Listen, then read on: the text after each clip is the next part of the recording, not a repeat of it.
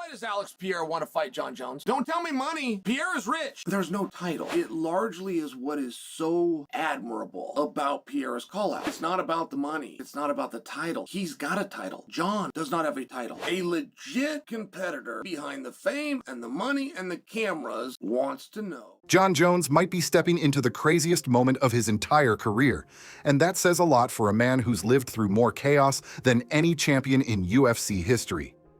A few weeks ago, Dana White openly said he couldn't trust Jones enough to even think about letting him fight at the White House.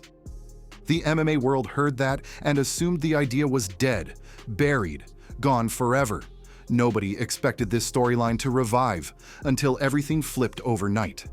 Jones called Dana, apologized, took responsibility.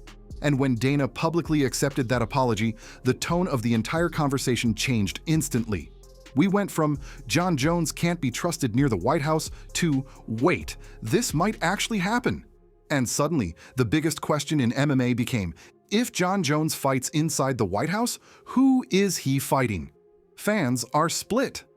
Some want the mega super fight with Alex Pereira, others want Jon to defend his heavyweight belt for the first time in years. And then, you have Chael Sonnen, who came out with a take that shook everyone watching. And if he goes to heavyweight, he fights Jon Jones, this potentially could be the greatest heavyweight fight of all time. In terms of build,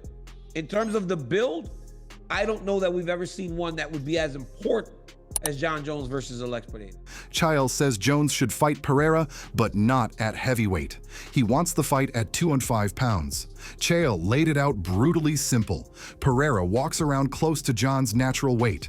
If Alex can cut, Jon can cut. Jon's not some 270-pound monster. He's barely 10 pounds heavier today than when he was a light heavyweight champion. Chael believes the White House deserves a championship fight, and Pereira's light heavyweight title is the cleanest option. If you're putting a UFC event at the White House, the most high-profile combat sports stage in the world, you need a belt on the line. And according to Chael, the solution is obvious. Jon Jones cuts to 205. Pereira defends his belt. The UFC gets a historic main event.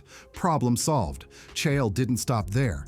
He went after the idea of putting Pereira on a card without making him the main event. Am I better than you, or are you better than me? Jon can make 205 pounds. It is merely a question of would you, the audience, accept Jon 205 pounds without doing the whole you're scared, you didn't want to fight at heavyweight. They both got arguments to the greatest of all time. But we don't have to argue. There is a way to find out. Put him in the cage.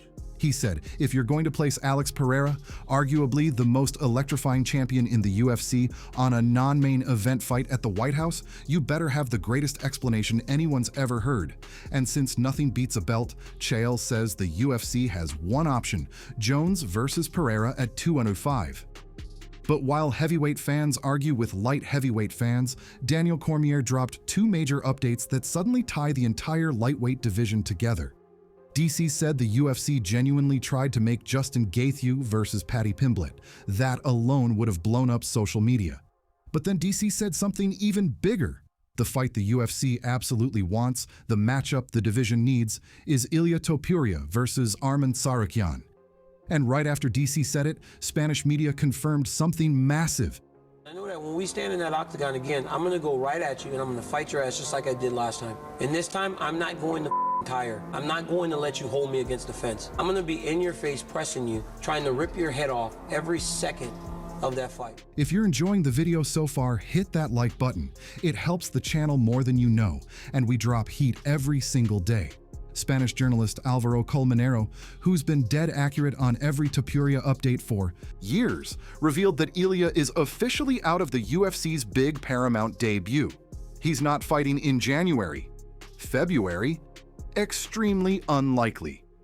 Colmenero says Ilia's return is expected around spring, and with that timeline, there is only one fight that lines up, Ilia Topuria versus Arman Tsarukyan. Colmenero said personal situations behind the scenes changed Ilia's plans completely. The roadmap has shifted, and whatever the UFC is about to announce will surprise a lot of fans. Multiple insiders have already hinted at this matchup. Arman wants it. Ilia wants it. The UFC wants it. Thank Dan because of him I fought this year. Just only guy who wanted to fight me. Everybody is run out, especially Ilia. If you're here, come on. We got a face on. There is just one contender, number one, it's Arman Tsarukyan. The only issue is the date. This fight was never going to happen in January, but in spring, everything suddenly lines up. There were even rumors that Ilia might vacate his belt. That rumor caught fire online, but as of now, nothing concrete backs it up. What we do know is that the UFC sees Arman as the next man in line.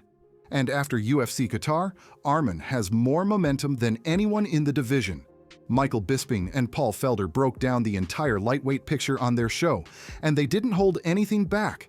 Felder said the division is clogged. Paddy wants a title shot. Gaethje wants a title shot. Arman wants a title shot. And the champion, Ilia, has been almost completely silent. No callouts, no clear direction, no statement, nothing. Felder said if Ilia wants to be treated like a champion, he has to behave like one.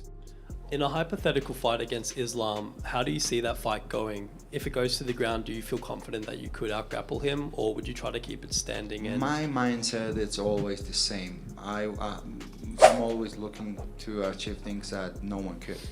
So someone could submit him. Defend against the best. Take on the top contenders. And Felder mentioned that Ilia reportedly said he'd rather vacate than fight Arman, which only poured gasoline on the fire. Then Felder said he saw something about Ilia wanting to fight Paddy instead, and while fans might love the drama, it makes zero competitive sense. If Ilia fights Paddy and wins, Felder said one thing is guaranteed. Ilia has to fight Arman right after. No excuses, no shortcuts. And just when the lightweight division was starting to feel like a giant waiting room, a bombshell clip dropped out of Russian media. Osenbek Body released a teaser for his new interview with Arman Tsarukyan. And in it, Arman confirmed something nobody knew. He got into a heated altercation with Paddy Pimblett just hours after UFC Qatar. You gotta delete him from the rankings even. He's not even deserved to be in top 10. He beat last three guys. Chandler, he had 3 losses. It was Bobby Green, he had 3-4 losses. It was Tony Ferguson, he had 8 losses. That's crazy. And this wasn't in the cage. It wasn't backstage. It happened during that chaotic post-event window where fighters move around the same hotel, same lobby, same elevators. All the big names were in one place. And that's where Arman and Paddy crossed paths. Arman didn't try to hide anything. He said it didn't get physical, but it absolutely got heated. A full verbal back and forth. Tense, loud, real. Hours after Arman submitted Dan Hooker, one of the biggest wins of his career, he runs into Paddy and everything erupts. Meanwhile, Paddy seems to be heading toward Justin Gaethje, especially after multiple reporters confirmed the UFC is lining up Arman versus Ilia. Arman himself said it, the UFC is not happy with Gaethje constantly demanding a title shot or threatening retirement. And while Gaethje wants the belt, the UFC appears to have a different plan. Give him Paddy, give the winner momentum, and let Arman and Ilia settle the actual title picture. And here's the best part. If Arman versus Ilia gets booked for spring, and Paddy versus Gaethje gets booked around the same time, for the first time in almost a year, the entire top 5 finally opens back up. The division moves again. No more frozen belts, no more endless matchups stuck in limbo. But the chaos doesn't stop at lightweight. Garry is igniting an entirely separate war. In a new interview, Garry went directly at Islam Makhachev. He said Islam's striking against Jack Della Maddalena looked cleaner than ever, calm, composed, sharp, but also said that if you slow the fight down and really study it, there are holes everywhere. He said he sees striking gaps he would exploit instantly. He said he's longer, taller, rangier, and undefeated against southpaws. Then he went full villain mode. He said watching Leon Edwards get knocked out was basically his Christmas present, and joked he should call Bilal's coach to thank him. Garry wants Ireland versus Dagestan Chapter 3. Khabib versus Conor was Chapter 1. Usman Nurmagomedov versus Paul Hughes was Chapter 2. And Garry says the only way he can avenge Ireland is to take Islam's belt. He said Islam is technically perfect on the ground. Elite wrestling, elite grappling, elite submissions. But he doesn't care. Garry says Islam has to get to his leg, and he doesn't think Islam can do it consistently against someone with his movement and range. For Garry, beating Islam isn't just a dream, it's a future he's already visualizing. The biggest moment of his career, the moment that would rewrite his entire legacy. And he wants it sooner than people think. The lightweight and welterweight divisions are both exploding with drama. Jones might fight at the White House. Pereira might headline that event. Arman is climbing fast. Paddy's momentum is at an all-time high. Gaethje is demanding everything. Ilia is quiet. Islam is dominant. And Garry is ready to burn the whole division down. If you want to keep this heat coming, tap that like button before you dip. It pushes the channel harder than anything else. If you're new here, hit subscribe. We drop heat every single day.